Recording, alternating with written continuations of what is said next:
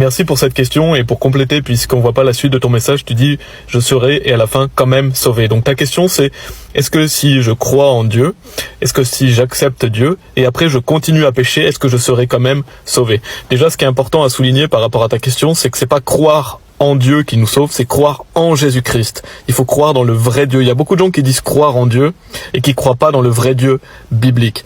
Donc Jésus, il dit croyez en Dieu, croyez aussi en moi. La Bible dit crois au Seigneur Jésus-Christ et tu seras sauvé.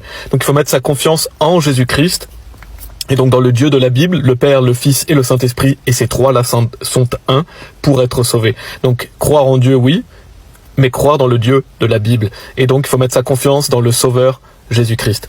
Et par rapport à ta question, si tu poses ce genre de questions, ça montre que tu n'as pas compris l'évangile. La Bible dit, car je vous ai transmis avant tout cela ce que j'ai aussi reçu, comment Christ mourut pour nos péchés selon les Écritures, et qu'il a été enterré, et qu'il est ressuscité le troisième jour. Donc Jésus-Christ est mort pour nos péchés sur la croix, et donc quand il était sur la croix, il s'est fait pécher pour nous. Il est dit qu'il lui-même a porté nos péchés en son propre corps sur l'arbre. Donc quand Jésus-Christ est mort sur la croix, il est mort pour tous nos péchés, passés, présents et futurs. Jésus-Christ s'est donné une fois pour toutes. Il est dit par laquelle volonté nous sommes sanctifiés, par le moyen de l'offrande du corps de Jésus-Christ, faite une fois pour toutes. Donc quand Jésus est mort sur la croix pour nos péchés, ensuite il a été enseveli, il est ressuscité des morts. Ça, c'est l'évangile. Et l'évangile est une bonne nouvelle. La bonne nouvelle, c'est que vous n'avez pas à arrêter de pécher pour aller au paradis. C'est Jésus qui a porté nos péchés. Et c'est lui qui était sans péché. Nous, on est pécheurs. Et on n'atteint pas à la gloire de Dieu. On peut pas aller au paradis en arrêtant de pécher. Et on peut pas aller au paradis en menant une bonne vie.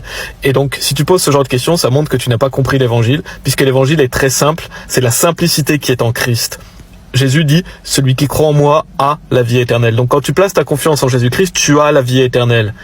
Donc ça veut dire quoi? Ça veut dire que tu as l'assurance d'aller au paradis.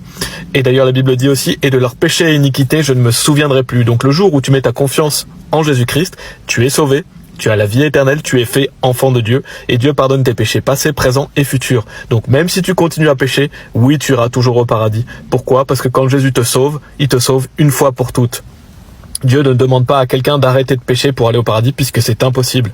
Donc si tu crois que ça suffit pas de croire pour aller au paradis, cela montre que ta confiance n'est pas en Jésus-Christ, mais en toi-même. Parce que quand on a cru en Jésus-Christ, on est gardé par Dieu. Et donc qu'est-ce qui se passe si on commet des péchés une fois qu'on est sauvé? Eh ben Dieu va nous châtier. Il est dit car celui que le Seigneur aime, il le châtie et fouette tout fils qu'il reçoit. On est châtié par Dieu, mais sur cette terre. On ne peut pas arrêter d'être son enfant, bien sûr. Et si on fait des bonnes actions, alors on est béni et récompensé. Donc un chrétien, même une fois sauvé, va toujours pécher. Il sera châtié s'il fait des péchés, mais il ira toujours au paradis, bien sûr. Il a la vie éternelle, il ne peut plus mourir.